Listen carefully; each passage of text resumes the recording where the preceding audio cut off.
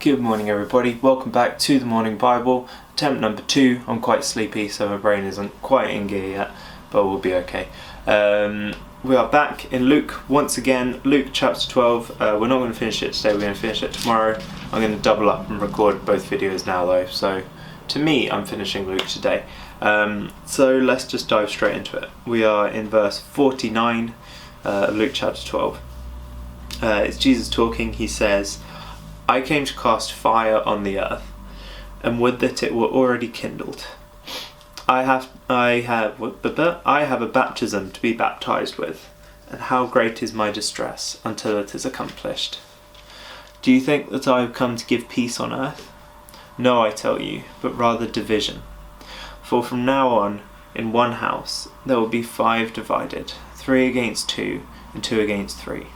They will be divided, father against son, and son against father, mother against daughter, and daughter against mother, mother-in-law against her daughter-in-law, and daughter-in-law against mother-in-law.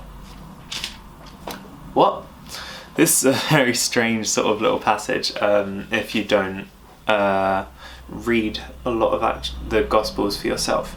Because the impression that everybody gets of the Gospels is that we've got this really lovely, friendly Jesus who's really soft and playful and nice and just asks questions, very calm, doesn't get angry, doesn't talk about the apocalypse, doesn't talk about the end of the world, doesn't talk about fire or damnation or anything like that. Jesus is one of the good Christians.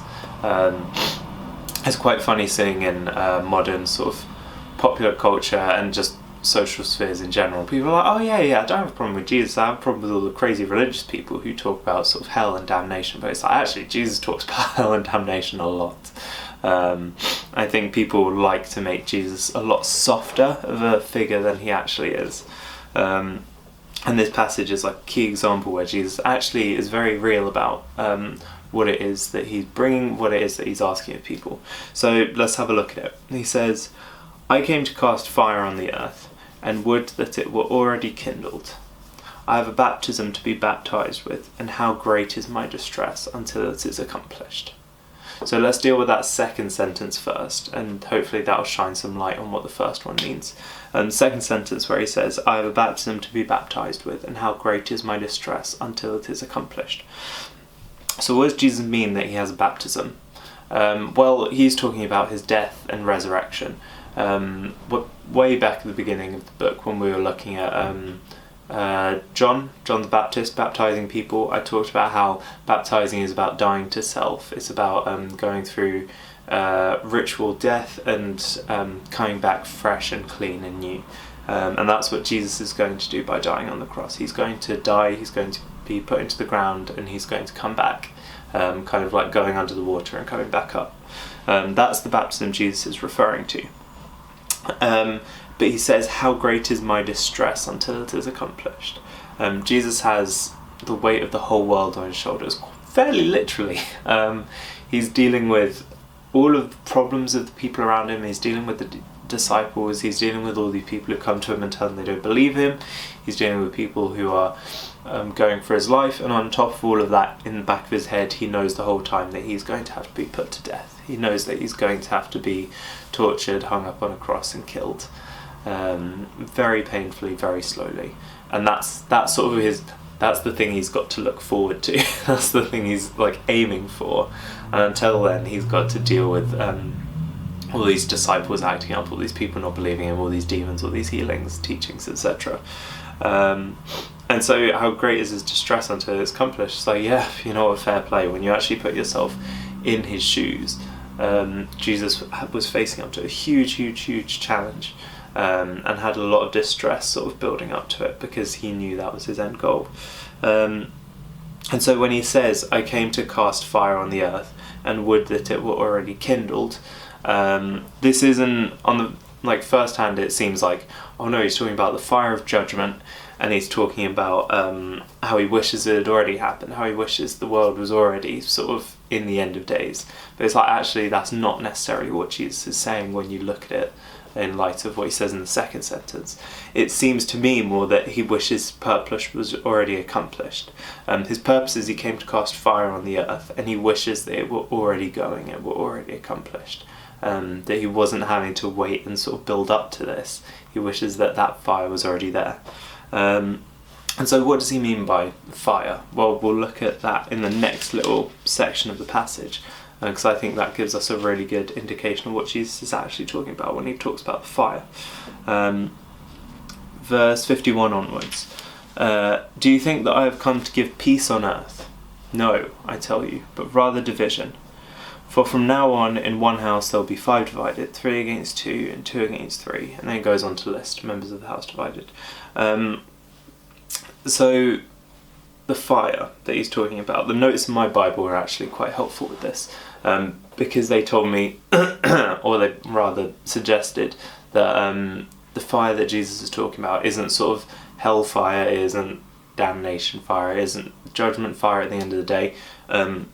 My Bible refers to it as refining fire. It is the refining fire of division between believers and unbelievers. So what does that mean? Well, refining fire is essentially tribulations, trials and tribulations that people have to face up, but that make them stronger. If you think of it in like a blacksmith context, you have to heat your metal and hammer it for it to become tougher, for it to be stronger. For 2 joints to come together, you have to heat them and hammer them into shape. I don't quite know how it works, but I'm pretty sure that's how it works. And so that's a refining fire. That's a fire that you go through that makes you tougher, that makes you stronger.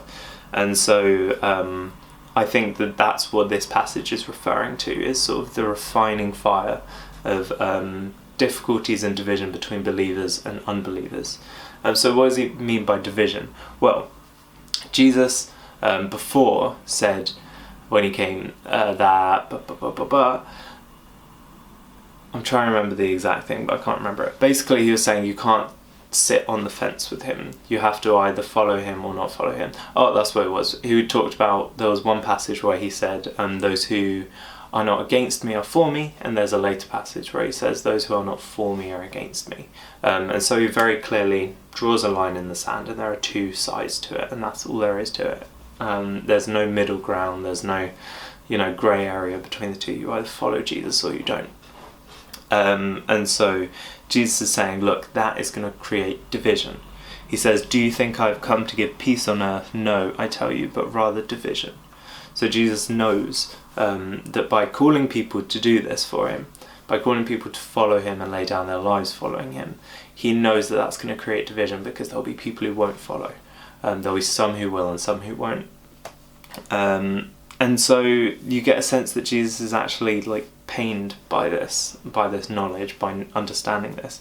He says, for now on, in one house there will be 5 divided, 3 against 2 and 2 against the other. They will be divided, father against son, son against father, mother against daughter, and daughter against mother, mother-in-law against her daughter-in-law, and daughter-in-law against mother-in-law. Jesus acknowledges head on right from the start that faith is going to divide families. And that's a big thing. It's a big thing for Jesus to actually talk about that, because I didn't realise he did until reading this passage today. But also it's a big thing for people who have actually gone through that to know that there is precedent for this in the Bible. One of the often difficult things that I've seen loads and loads in my time being at church is when one member of a family comes to know God, and they build their faith, start coming to church, and it's going really, really well for them. But then they go home and they've got a family who don't care about it, who don't want to know about it, who don't support them in it, maybe, or who even, to go a step further, sort of make fun of them, or, look down on them for having faith. That can be a really, really difficult time. It can be really painful. But Jesus acknowledges this time, and he refers to it as being like a fire, right? He says, he hasn't come to give peace, but he's come to give division. And this is the division specifically. Jesus knows, he knows what he's doing by asking people to follow him. He sees that pain. He sees the division that creates. But it's like a refining fire. It makes you stronger at the end of the day. It makes your faith stronger. It makes his followers stronger. It makes his kingdom stronger. And that, that division isn't forever. Jesus isn't saying everyone will be divided for the rest of time. It's no. It's a division, and there will be new divisions regularly, but there'll also be bridges that you can build to bring peace into those situations, to help your family become believers, to help those around you become believers. It's as much a promise as it is sort of a challenge. So yeah, we're just going to leave that one there today. It's a nice simple little passage. I really enjoy it. And it's speaking into such a specific issue that I know a lot of people face. So it's a real sort of encouragement knowing that Jesus sees all this stuff and he understands what we're going through. So yeah, I hope you all have a good day, and I'll see you all tomorrow. Much love. Bye bye bye.